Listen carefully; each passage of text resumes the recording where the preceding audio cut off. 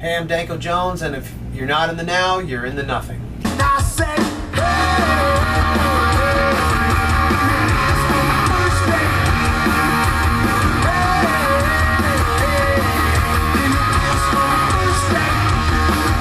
All right, how's everybody doing? In the Now magazine, Shabby here with Danko Jones. Got him on the Rockstar UPROAR tour here in Oklahoma City, and just going to talk a little bit about the tour, and some other things today. So tell us about UPROAR. How's that going? It's going really good. We've been on it for now maybe 2 weeks. So far, so good. It's a pretty easy tour to be on. You know, it's pretty casual. We go on really early, so we have the whole day to chill out or watch the other bands and stuff. It's kind of a shortened version of the UPROAR tour today, because I think there's about 4 bands on the side stages that are not here today. But Middle Class Rut's here and Walking Papers are here, so it's going to be good. It's going to be really good. That's awesome. Have you toured with like Jane's Addiction or Alice in Chains before? Any other tours? No, we've played with Coheed and Cambria in Europe for some festivals, but that doesn't count for anything. And we've played with Duff McKagan's other band, Loaded. We toured with them in Australia for the Soundwave Festival earlier this year. So that's about it. So it's been about, let's say, 10 or 11 years since Born a Lion, you know, and Danko Jones, you know, could aptly be titled, Born a Band on Tour. Realistically, you were touring for a number of years in the late 90s, and then up until when Born a Lion came out. How is the transition to rock and roll, the latest album, from the era of Born a Lion? How has that transition been received? No real transition. I mean, we just make a new record when it's time to make a new record, or we get the deadline to. There's no real kind of new paths that we try to forge. We just want to make another good hard rock record the same way we're going to try to make another hard rock record after we're done touring for this album. It's just hard rock music. It's it's not trying to reinvent the musical wheel. Same influences, same kind of bands that kind of spurned us forward are pretty much going to be utilized to make the next record. Just like Born a Lion and Rock and Roll's Black and Blue and all the records in between. With the production or recording of Rock and Roll's Black and Blue, did you find that there were other tracks left that were almost unfinished, almost like material for the next potential album, or do you feel it was a complete project? Yeah, we're pretty much done. I mean, we always record more songs and choose, so there are a few songs that nobody's heard that'll probably make it on B-sides if they haven't already. But other than that, not really, no. All right, no, that sounds good. It sounds like the audience is receiving well the new singles that you have out, and then your current tour seems to end out, I think, next month, if not mistaken, in the U.S., but then continues on overseas.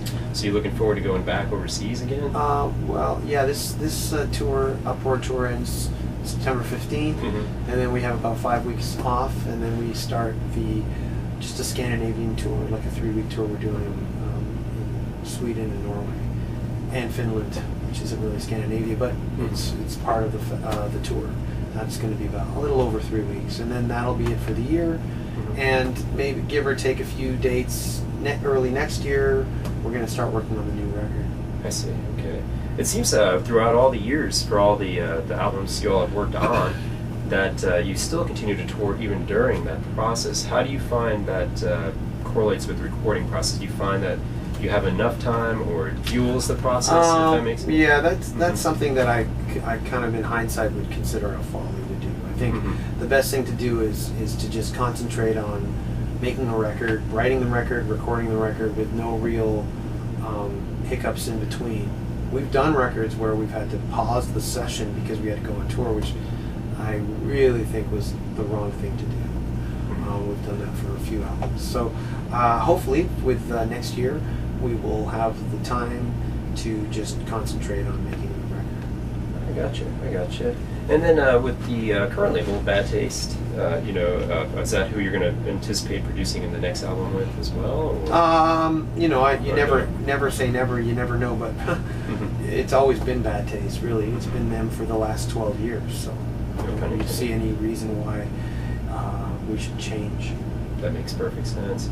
Excellent. So I know that you also are affiliated with some publications where you actually write on your off time or in your extra, or however you want to place that time.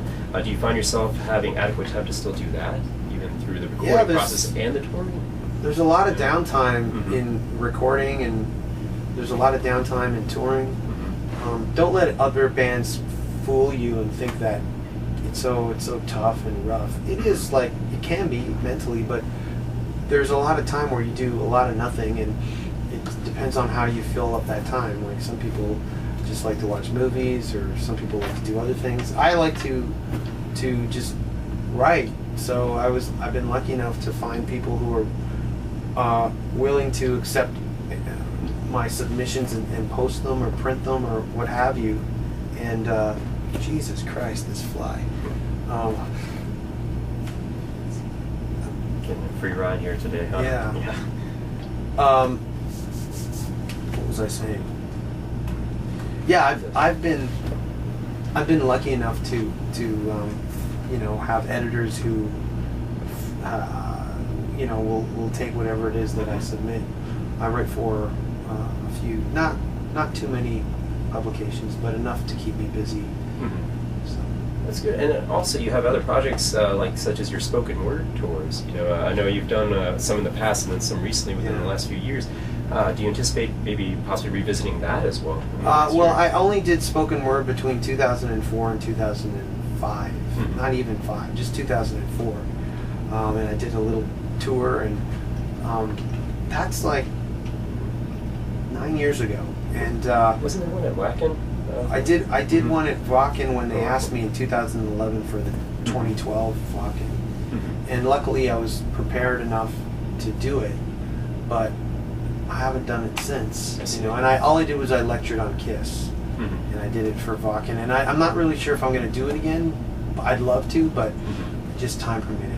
I understand completely. Yeah. No, it sounds like you're an entrepreneur of sorts of it. No, honestly, really. I just cut out a lot of time wasters in my life. I don't, what I consider time wasters, and I lag behind in other departments. So, I enjoy writing. It gets a lot of my angst and frustration out on paper, and it's a positive way to get it out. And there's nothing really weighty about what I write, so that's just how it is. That makes perfect sense. And on top of all of that we just discussed, do you find that there's even time left over to do anything outside of those realms? Like, what does Danko Jones do in the off time? Well, I also do a podcast, which I really like to do, and these are just fun things I do, and they revolve around the band and they revolve around music. So I don't really see it as anything like work. It's just, if I wasn't doing it, I'd be pining over doing it, so I might as well try it and do it. And I do it until it's not fun anymore and it feels like it's super hard, or, it feels like work. But it might seem like the output is a lot and that I'm like this super busy kind of guy, which I like to be busy, but I don't really, I'm not this kind of like, I get up in the morning and I got to do it all. Like I said, I just cut out a lot of the time wasters. I'm only catching up on Breaking Bad now. Like I'm only finding out about this show now. So I'm really behind on a lot of other things. It's just when the interest peaks and suits you, really. Yeah. So I won't even view it as behind. That makes sense. So that's good. You definitely keep yourself active, and obviously the road has got you covered for keeping you active. For the most part. I think most bands, they try to paint this kind of romantic view of the road and how it's so hard and so tough, and it's hard in different ways, but people who say that it's rough and tough just never worked in a factory before, or never worked like a real hard kind of regular job.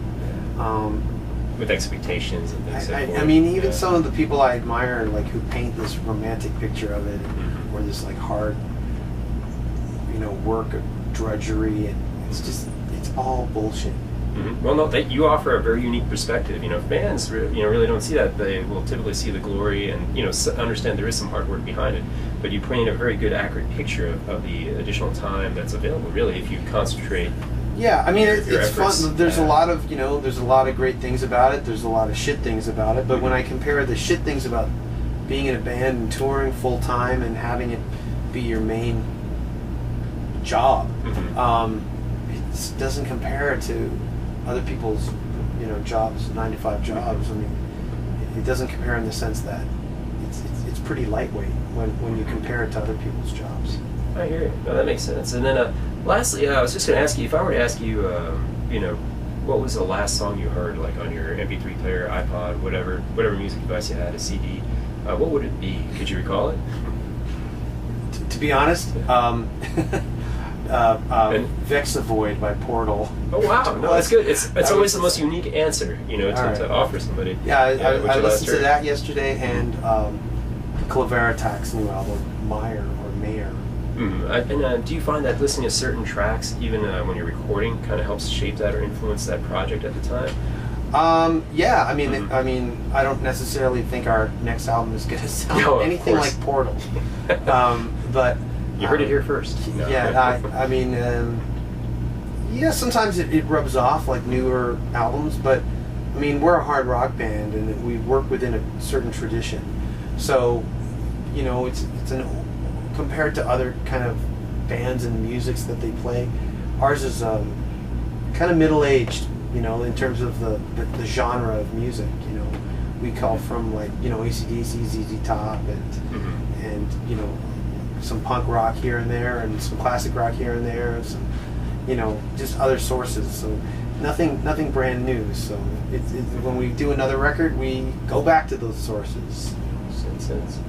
Well, Danko, thanks so much for the time today. That's all we had, and we're looking forward to the set later today, and definitely enjoy the rest of the tour.